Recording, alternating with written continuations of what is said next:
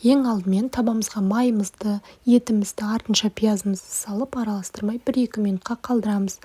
Артынша осылай бұршымыз бен тұзымызды салып жақсылап қуырып, бетін жауып су құймай қалдырамыз. Өзінің сөлі шығатын болады. Ендігі нанына суымызды, жұмыртқамызды, тұзымызды салып, ұнымызды салып, жақсылап дәл еттің қамырында етіп нанымызды жайып аламыз, илеп аламыз.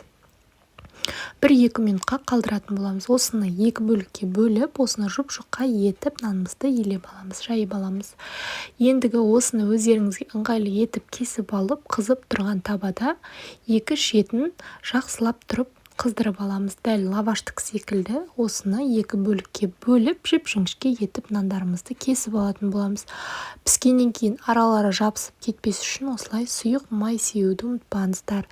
Осылай сеуіп болғаннан кейін етіміздің үстіне салып 1-2 минутқа бұқтыратын боламыз. Тез піседі, себебі жартылай пісіп қойған нанымыз